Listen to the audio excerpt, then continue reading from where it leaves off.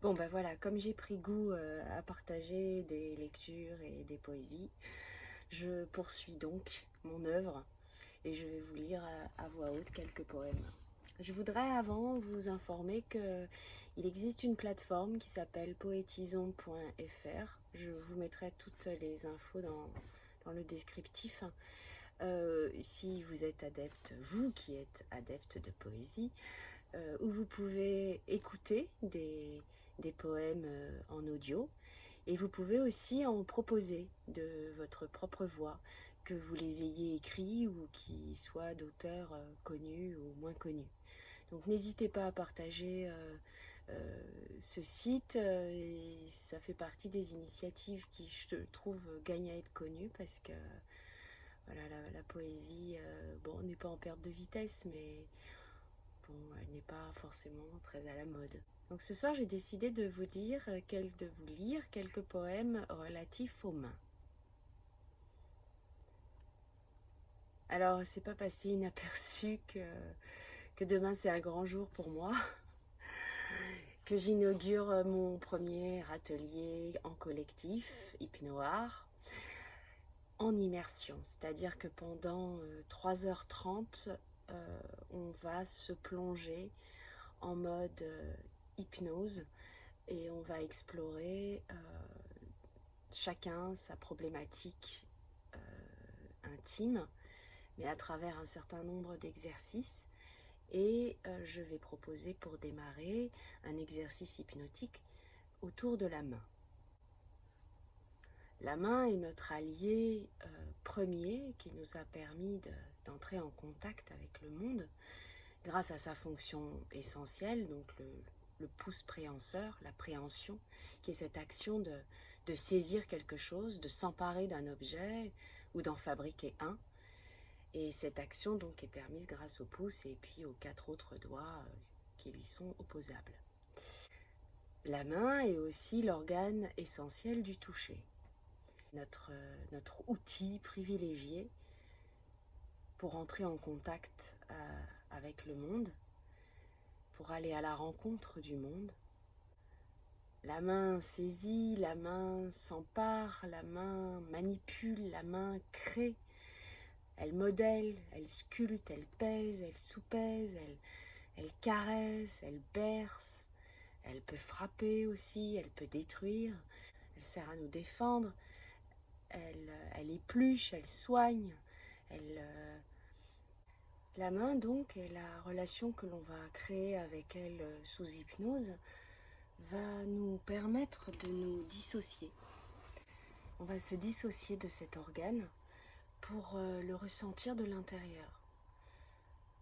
Il sera question d'en ressentir toutes les nuances, tous les possibles, et d'éprouver les 1001 potentialités que cette main a enregistrées en elle, dont elle est dépositaire.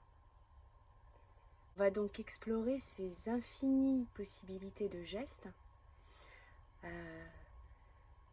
tous les possibles ressentis, qu'ils aient été soit déjà traversés et qui sont restés en mémoire, ou bien ceux qui sont également éventuellement projetés.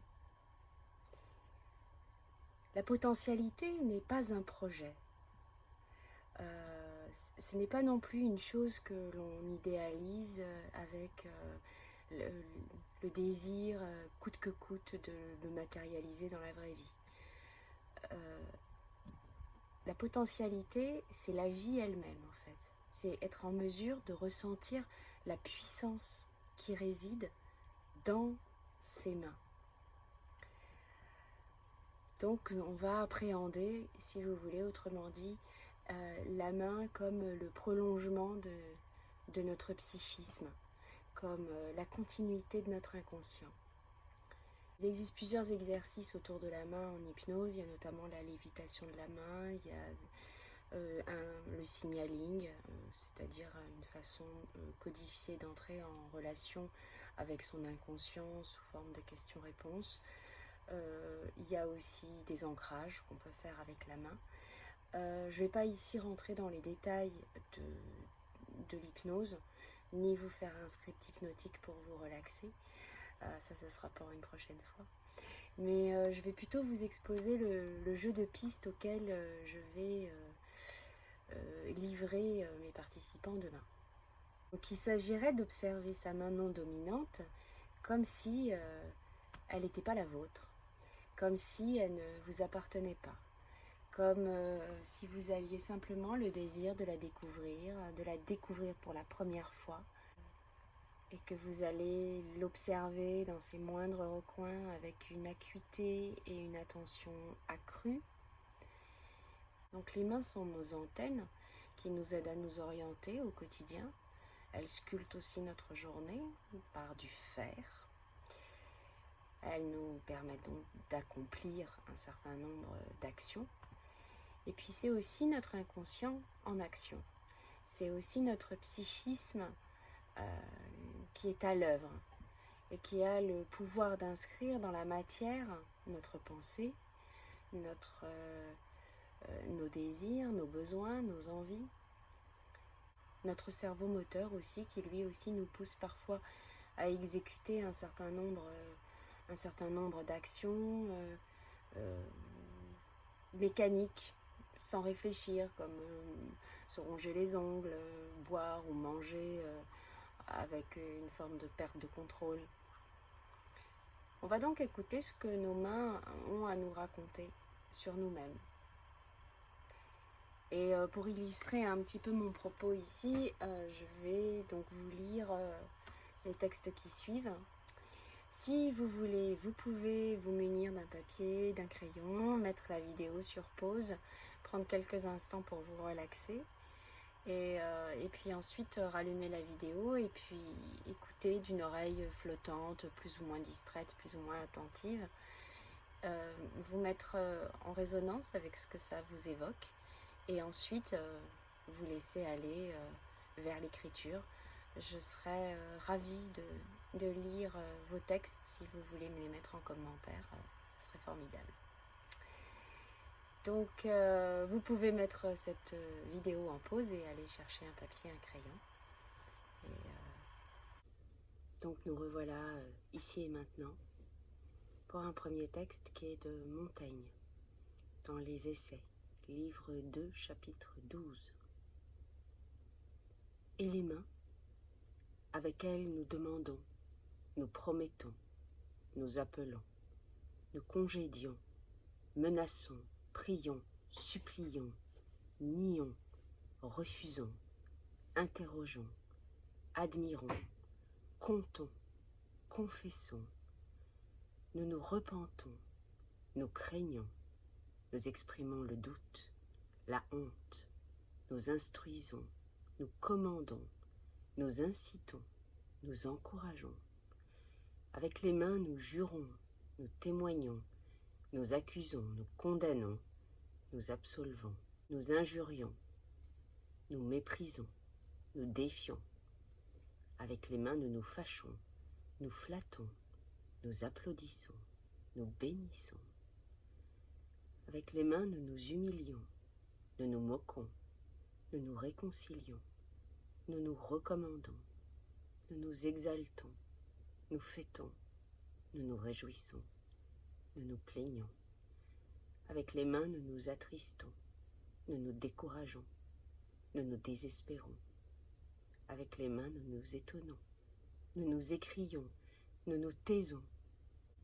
Et que ne faisons-nous pas avec une infinie variété rivalisant avec celle de la langue? Les mains d'Elsa de Louis Aragon. Donne-moi tes mains pour l'inquiétude, donne-moi tes mains dont j'ai tant rêvé dans ma solitude, donne-moi tes mains que je sois sauvé. Lorsque je les prends à mon pauvre piège de paume et de peur, de hâte et d'émoi, lorsque je les prends comme une eau de neige qui fond de partout dans mes mains à moi, sauras-tu jamais ce qui me traverse, ce qui me bouleverse et qui m'envahit? Sauras-tu jamais ce qui me transperce, ce que j'ai trahi, quand j'ai tressailli? ce que dit ainsi le profond langage, ce parler muet des sens animaux, sans bouche et sans yeux, miroir sans image, ce frémir d'aimer qui n'a pas de mots. Sauras-tu jamais ce que les doigts pensent d'une proie entre eux un instant tenu?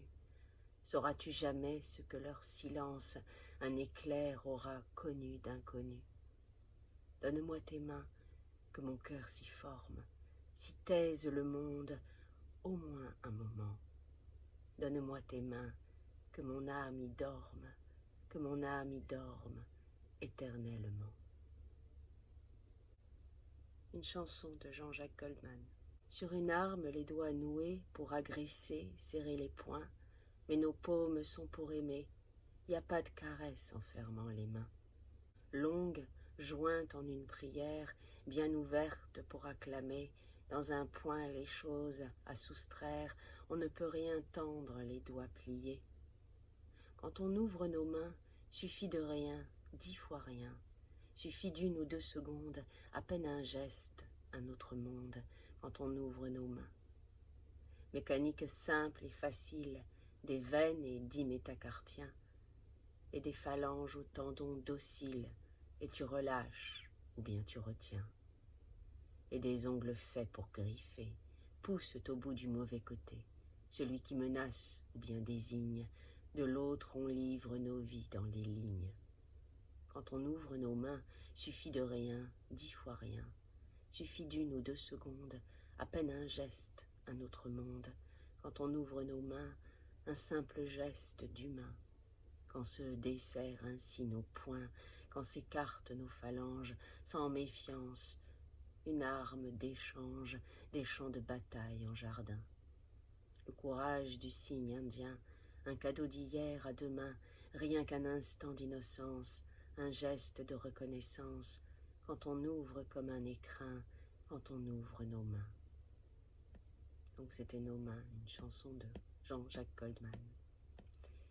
Et pour finir, une comptine d'actualité. Lave tes mains. Lave, lave, frotte tes 2 mains salies. Lave, lave, frotte tes poignets aussi.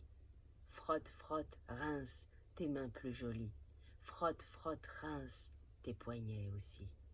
Rince tes mains propres, quel amusement. Secoue maintenant, secoue tes mains propres et tes petits doigts. Secoue tes mains propres, enfin sèche-toi.